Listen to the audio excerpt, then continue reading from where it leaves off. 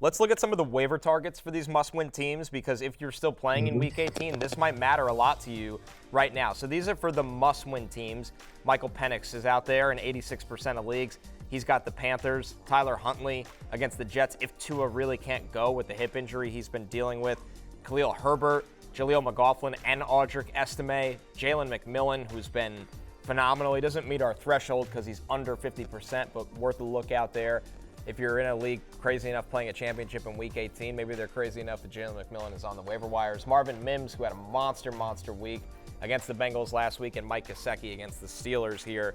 I think we start with Jaleel McLaughlin here, Jay, against the Chiefs in this spot where this backfield has been really, really tough to figure out. But the good news is, if it is in theory against backups, a spot for somebody like McLaughlin to have some success. Yeah, definitely. I think that when they looked good against the Bengals was when they were running the ball. And in the fourth quarter, McLaughlin had an excellent drive. But, I mean, how do you think this shakes out in terms of the split between McLaughlin and Estime? I think McLaughlin gets enough that you can throw him in your flex if you're desperate. I think anything beyond that, like leaning on predicting Estime, is just a dangerous game at this point, unless you think he has this goal line viability. But we haven't even seen enough to prove that. And I thought, back to your point, like when McLaughlin, when they were springing him past the line of scrimmage, you just see the explosiveness and the speed for an undersized guy. So Matthew, he feels like the guy that, you know, if you were taking a real shot here, just because you've seen it in recent weeks and you do like the matchup, assumingly against second stringers, that you'd feel comfortable with, right? Yeah, he has led the backfield in each of the past two healthy games that he has played, weeks 13 and 17 for McLaughlin. 24 carries for 153 yards in those two games, averaging over 6 yards per carry. And yes, Kansas City in theory has a good defense for running backs, but there'll be some second stringers. And I think that it is easier for a running back to attack Kansas City through the passing game, and McLaughlin is more of the passing down back. I know we've seen some Javonte Williams in that role as well. It's dicey, right? It is Sean Payton, they mix and match. But I do think we've seen enough production from McLaughlin that if you're desperate, that he is, I agree with Jay, flex viable this week against Kansas City. And to revisit Jalen McMillan, he's been so good down the stretch here. We knew it would take an injury to one of their top receivers this season for him to get involved. And it took even a little while after Chris Godwin got hurt because Cade Otton was getting a lot of targets. But if you look at McMillan's last 4 games, Matthew, he's been excellent for this Bengals offense, for this Bucs offense. And Baker Mayfield is consistently looking his way. The target share has been a big positive for the rookie over the last 4 games. Yeah, I mean, he's had a 19% target share since week 14, 3 straight games now with 5 or more receptions, 6 touchdowns over his last 4 games. They're looking for him in close-in situations.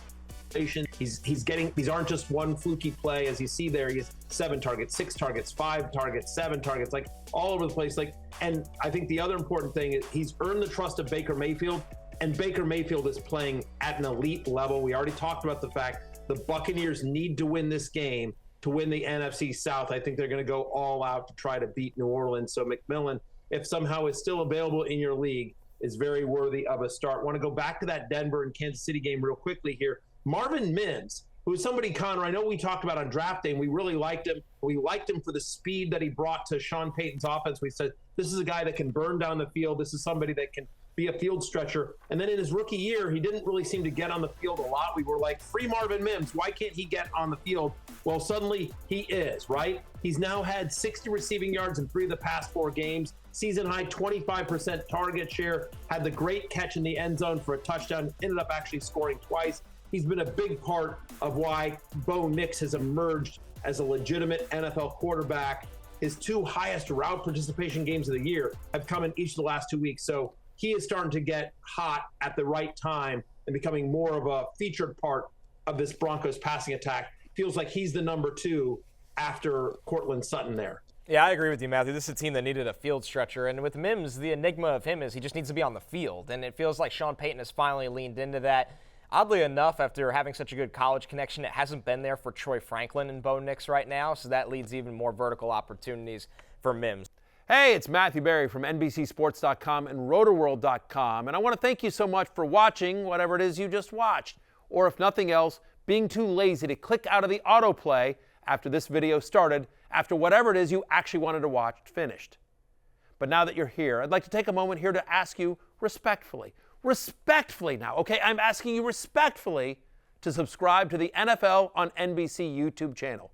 You'll get the latest Roto-World fantasy news headlines, all sorts of great shows, including my own Fantasy Football Happy Hour. So go subscribe now. Again, I'm asking respectfully.